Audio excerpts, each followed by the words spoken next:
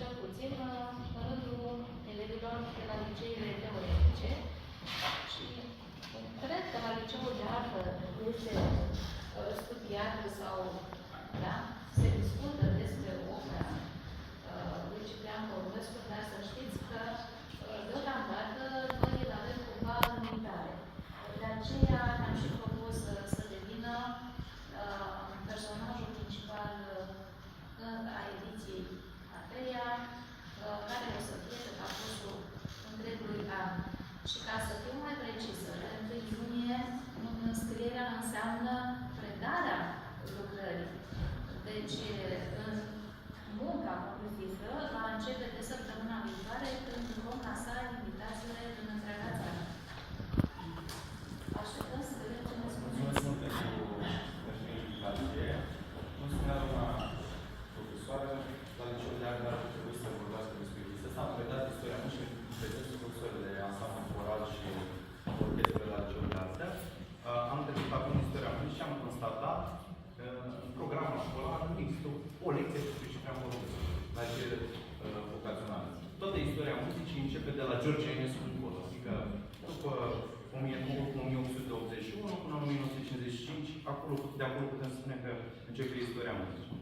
Ca să putem să înțelegem creația lui Ciprian Porumbescu, trebuie să vedem exact în ce perioadă s-a născut. Și cum au spus colegii mei de mai înainte, el fiind în 1853, cultura muzicală europeană era deja în mijlocul romantismului. Deja în mijlocul romantismului, compozitorii apelau la tot felul de artificii ale meseriei și aici mă gândesc la melodia era din ce în ce mai densă, dacă în comparație cu fosta perioadă și cu perioada clasică, da? Unde știm foarte bine cum sună o sinfonie de Beethoven, de Mozart, chiar de Haydn. Mergând puțin și mai înapoi, în perioada barocă, lucrurile sunt foarte clare. Adică, în perioada în care a avut norocul să se nască Ciprian Porumbescu, trebuia să fie un talent uriaș pentru a te impune în ceea ce înseamnă arta sonoră. Copiii, de asta mi-am invitat să fac o prezentare PowerPoint.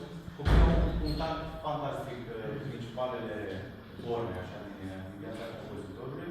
Aș vrea să merg puțin mai în amănunt. Ciprian Porumbescu, născându-se într-o familie care autoritatea era preot, principala lui sursă de inspirație a fost biserica. Și avem un celebru tatăl nostru care încă se cântă în biserici și majoritatea formațiilor orale îl au în repertoriu.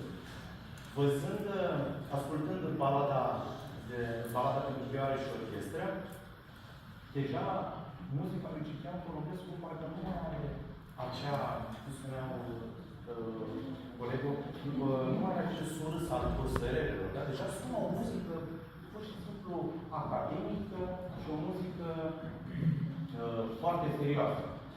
El a studiat la Viena, când a mers, a studiat cu marele compozitor romantic Anton Bruckner, despre care Cervidache spunea că este unul dintre cei mai mari simfoniști ai întregii existențe. Am o scrisoare, am pregătit și o scrisoare referitor la opereta Crainov. Publicul era nebun și aplaudat de credeam că nu se mai sfârșește. Nu știu, poate în abundența fericirii mele, deci în înălțimea mulțumirii mele și a bucuriei mele nespuse în care mă aflu eu, de prezent răsfățat fiind, așa zicând de soartă și de oameni, poate în momentele acestea splendide și lucii, nu pot eu să consider cu acele plinătate și seriozitate grijile altora. Eu devin copilăros, norocul adesea ar face om, deci pierde mintea. Îmi aduc aminte că într-o seară de vară mergeam cu dumneata, cu caii lui Alexandru Botușan, la Bordeaux. Pe drum la Comănești se ivise vorba despre mine, despre viitorul meu. Între altele spuneați ca să sfârșesc teologia și doar o să vadă ce-o mai zic. Iar eu cugetam numai la muzică și vă spuneam că dorința mea cea mai fierbinte este de a putea compune odată o operetă și să mă văd oarecând în mijlocul orchestrei mele înaintea scenei dirigând. Asta era dorința lui cea mai mare, de a scrie o operetă. Aici e foarte interesant ca un compozitor român într-o societate românească să poată duce mintea să scrie o operetă este uluitor. De ce? Dacă opera în vest, erau compozitori precum Wagner, unde deja lucrurile erau spuse, la noi, în teritoriul nostru, cineva își imaginează cum ar putea să sună o operetă românească. Apar foarte multe comparații între opereta Crainou și ceea ce s-a făcut în vest, dar în vest Offenbach, Bizet, Strauss, apelau la valsuri, apelau la tot felul de menuete, de dansuri, și când Popescu apelează la flora noastră, apelează la jocurile de societate, fiind direct inspirat de către muzica lăudărească și muzica tradițională a locului său natal. Se spune că Ciprian Porumbescu cânta pe o vioară Amati. Amati face parte dintr-un grup select de luthieri, alături de Stradivarius și de Guarnieri, și se spune că Ciprian Porumbescu a avut o vioară Amati de 1626, dată de un lăutar al zonei, în semn de mulțumire la Marea Foamete din 1866. Deci, Ciprian Porumbescu era foarte mic și totuși a avut această onoare. Cum și mai târziu, Ciprian Porumbescu cu această operetă, el deschide drumul a ceea ce, nu știu dacă putem vorbi de un Enescu fără un Porumbescu. Cred că nu putem să scoatem de Porumbescu în ecuție ca să Enescu să înflorească atât de clar. El deschide drumul viitoare mare opere a lui George Enescu. Foarte, foarte interesant, odată ce apare prima operetă, apare și prima sinfonie românească a lui George Ștefănescu. Actualmente, Ștefănescu, Institutul Dumnealui este în fața Operei Naționale în București, apare prima sinfonie. Conservatorul din București a fost înființat la 1866 și a purtat numele până în anul 1990. Din păcate, multă creație este sub formă de manuscris. Ideea asta de datare a lucrărilor e foarte mult în creația lui Ciprian Porumbescu. Aici, maestru Jinga, în prezent directorul Operei Naționale București, a reușit să facă anul trecut un concert la Viena, unde a pus în scenă o mare parte a lucrărilor lui Ciprian Porumbescu. Și în încheiere aș vrea să vă mai citesc ceva. Aici am făcut pentru copii și o să, dacă vă ajută, am pus de la 1853 până când închide ochii, toate evenimentele principale într-o ordine, cronologică, poate vă ajută. Aș vrea să vă mai citesc un lucru. Ideea unei operete românești frământat de mult timp pe compozitori. În Crainou, Ciprian Porumbescu a pus tot ceea ce era mai scump. Melodiile populare îndrăgite din copilărie, deseori cântate în centrurile studențești.